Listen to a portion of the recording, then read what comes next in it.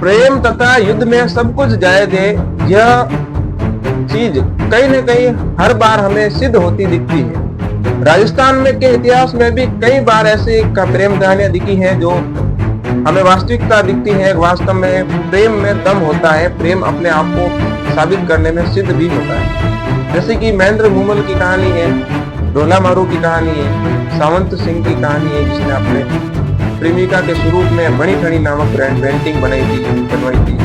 तो ये सारी चीजें हमें देखने को मिलती है। आज इसी प्रकार से एक और प्रेम कहानी की बात करेंगे जो कि राजस्थान के इतिहास में स्वर्णिम अक्षरों में लिखी गई है। देश की तीसरी सबसे बड़ी रियासत की बात करें जोधपुर, और उनके राजा थे उस समय विजय सिंह जी। उनकी प्रेमिका थी गुलाब राय। उनके बारे में आज हम पूरी वीडियो में चर्चा करेंगे, तो आप वीडियो के अंत तक बने रहिएगा और मनोरंजन के रूप में इसे देखिएगा। मैं कहता हूँ कि इससे मुझे नहीं लगता कोई सवाल आएगा। यह सिर्फ अपने रोचक इतिहास के तथ्यों के रूप में ही जानकारी प्राप्त करने लायक चीज है और एक कहानी के रूप में है जो आगे और भी सुनाई जा सकती है। हम बात करते हैं गुलाब राय। गुलाब राय कौन थी, उससे पहले हमें यह जानना होगा कि विजय सिंह जी कौन थे। विजय सिंह जी जोधपुर के महाराजा थे। उनसे पहले उनके पिताजी बख्त सिंह जी जोधपुर के महाराजा बने और उनसे पहले अभय सिंह जी जोधपुर के महाराजा थे। अभय सिंह जी के चाचा जी थे बख्त सिंह, और उनको नागौर की जागीरी प्राप्त हुई थी और वहां के वो राजा थे। यानी कि अभय सिंह जी जोधपुर के राजा थे और बख्त सिंह जी नागौर के राजा थे। समय के अनुसार अभय सिंह जी की मृत्यु हो जाती है और सरदारों ने कहा कि अब राजा कौन बनेगा, तो अब राजा बनेंगे बख्त सिंह जी जो कि अभय सिंह जी के चाचा थे और नागौर के राजा थे। तो वो जोधपुर के राजा बनते हैं। समय अनुसार अभय सिंह जी के पुत्र होते हैं राम सिंह जी और बख्त सिंह जी के पुत्र होते हैं विजय सिंह जी।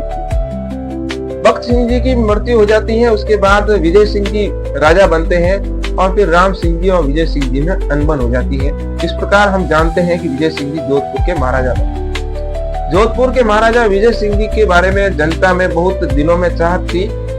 जिस प्रकार एक राजा के प्रति होनी चाहिए जनता की भावना, उस प्रकार विजय सिंह जी के मन बारे में जनता की भावना बहुत अच्छी थी। जनता उनको अपना भगवान मानती थी और मारवाड़ी में उनको बावजी कहकर पुकारती थी, कि उनका एक उपमा कह सकते हैं हम। उनको एक जनता का दिया हुआ नाम था बावजी।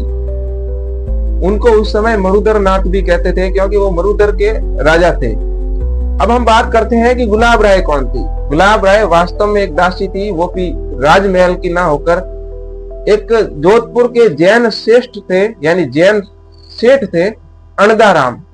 उस समय दासी को दासी ना कहते थे और अपने दासी को वडारण कहते थे। मारवाड़ी में वडारण कहा जाता था। तो जनता और आसपास के लोगों में गुलाब राय अणदाराम की वडारण से फेमस थी, यानी कि अणदाराम की वडारण। वडारण यानी कि दासी होता है और इसी कारण वो उससे फेमस थी। अब हम बात करते हैं कि विजय सिंह जी और गुलाब राय की मुलाकात कैसे होती है। मुलाकात इस प्रकार होती है कि गुलाब राय हमेशा श्याम मंदिर जाती है। जोधपुर में स्थित श्याम मंदिर हमेशा जाती है और वो वास्तव में एक खूबसूरत लड़की थी। हम बात करें कि एकदम नयन मोहिनी कह सकते हैं, उसका एक हम पर्यायवाची दे सकते हैं कि उनको देखते ही उस समय के नौजवान एकदम लट्टू हो जाते थे। फिर वो हर रोज जाती थी अपने मंदिर में, पूजा अर्चना करती थी, श्याम की भक्त थी और वहां पर नाच गाना करती थी और वापस आती थी। जैसे वो घर से बाहर निकलती थी, नौजवानों की लाइन लग जाती थी। बड़े बड़े अमीर सेठों के बच्चे, यानी बच्चे नहीं कह सकते, युवा आकर वहां पर उसको ताकने के लिए खड़े रहते थे। उसको पता नहीं था कि ये सब किसे देखने के लिए खड़े हैं। वो अपने धुन में जाती थी, धुन में आती थी। एक दिन महाराजा विजय सिंह जी भी मंदिर आने की सोचते हैं और कहते हैं कि हम भी मंदिर जाते हैं और श्याम के दर्शन करके आते हैं, भगवान श्री कृष्ण के दर्शन करके आते हैं। राजा की अगर सवारी आए तो फिर आप तो समझते ही होंगे, राजा दरबार खुद रास्ते पर बग्गी पर बैठकर आए तो रास्ता खाली करवाया गया और कहा गया कि महाराजा धीराज विजय सिंह जी पधार रहे हैं, बाबू जी पधार रहे हैं, खाली करो दरवाजा, रास्ता खाली किया। उस समय वो गुलाब राय रास्ते पर जा रही थी, तो एक सैनिक आकर कहता है कि कौन है लड़की, यहाँ पर क्या कर रही है, तुझे पता नहीं महाराज विजय सिंह जी की सवारी आई है। और उसे कहकर वहां से जाने को कहा। गुलाब राय वहां से चली जाती है और मंदिर में जाकर नाच गाना शुरू करती है। विजय सिंह जी भी मंदिर में पहुंचते हैं और अपनी पूजा अर्चना शुरू करते हैं। पूजा जैसे ही खत्म होती है तो विजय सिंह जी की नजर है जो गुलाब राय पर जाकर पड़ जाती है। विजय सिंह जी देखते हैं और कहते हैं ये कौन है ये लड़की। तो फिर मंत्री कहते हैं कि ये लड़की कोई नहीं, सेठ अनदाराम की दासी है, वडारण है, वो यहाँ पर काम करती है। विजय सिंह जी के आंखों में मानो जैसे चित्र बन गया।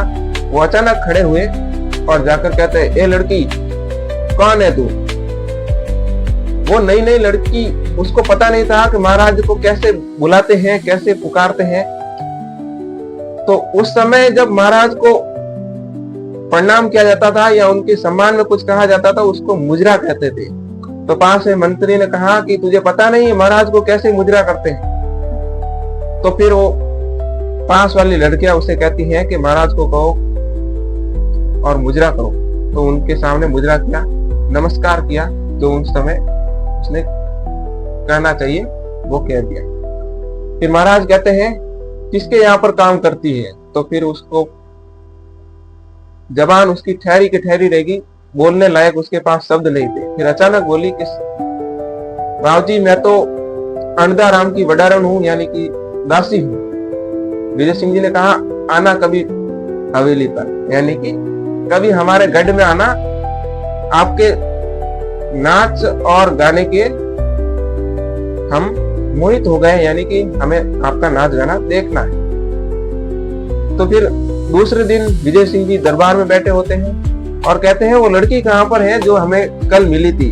तो मंत्री ने बोला कि क्या करना है महाराज आपको उस लड़की से, जाने दो ना, वो तो एक दासी है। फिर महाराज वापस बोलते हैं कि नहीं, उसका नृत्य बड़ा अच्छा था, उसको यहाँ पर पेश किया जाए। महाराज के आगे कौन क्या बोले। संतरी मंत्री जाते हैं और गुलाब राय को कहते हैं तुम्हें महाराज बुला रहे हैं और तुम्हारा साज सज्जा संगीत वगैरह जो वादक यंत्र हैं वो सारे साथ में लेकर आना, आपका नृत्य गान देखना चाहते हैं महाराज। तो आती है गुलाब राय, वो वापस, अब उसको पता चल गया था कि महाराज को किस प्रकार मुजरा करना है, उनको किस प्रकार प्रणाम करना है। और आती है और महाराज को प्रणाम करती है। महाराज कहते हैं कि गुलाब राय तुम्हारा नृत्य हमें बहुत पसंद है, आप नृत्य करके बताओ। वो नृत्य करके बताती हैं और धीरे धीरे महाराज उनको कहते हैं कि आप तो अब हमारे महल में रहिए, हमारे गढ़ में रहिए। धीरे धीरे गुलाब राय महल के साथ साथ महाराज के दिल में भी बस गए। गुलाब राय का प्रभाव इतना था कि महाराज अब उनको एक पल भी छोड़ने को तैयार नहीं थे। गुलाब राय जो कहती महाराज वो करने को तैयार थे। पास में इतनी सारी रानियां थी, उनको छोड़कर गुलाब राय के पीछे पीछे घूमना मंत्रियों और रानियों को अच्छा नहीं लगता था। फिर भी क्या करे, महाराज तो महाराज होते हैं, वो राजा थे। उनकी सब, वो बाहुबली का एक डायलॉग है कि हमारा वचन ही शासन है, वो यहाँ पर बिल्कुल लागू होता है। राजा का ही वचन ही शासन होता था। उस समय राजा जो कहता था वो मंत्रियों और प्रजा को करना पड़ता था। इसलिए अब गुलाब राय उनकी प्रेमिका बन गई थी, उनकी पत्नी के समान उसको दर्जा देने लग गए थे महाराज। लेकिन समाज के सामने वो अपनी उसे रानी तो नहीं बना पाए, इसलिए उसको फिर कहा कि आप सिर्फ हमारी पासवान हैं, लेकिन आपकी हर बात हम मानेंगे। धीरे धीरे जो कहती थी गुलाब राय वो महाराज करते थे। धीरे धीरे उसका प्रभाव इतना पड़ा कि शासन तक गुलाब राय का चलने लग गया था उस समय। जिस प्रकार नूरजहां मुगल बादशाह शाहजहां के साथ थी, उसी प्रकार हम कह सकते हैं कि विजय सिंह जी के साथ गुलाब राय थे। जिस प्रकार नूरजहां कहती थी उस पर जैसे जैसे शाहजहां करते थे, उसी प्रकार गुलाब राय कहती थी उस जैसे जैसे विजय सिंह करते थे। तो फिर इसकी कहानी बहुत लंबी है, हम आज यहीं तक देखेंगे। लेकिन एक बात जरूर है कि आपको मजा आया है तो लाइक कीजिएगा, सब्सक्राइब कीजिएगा, शेयर कीजिएगा।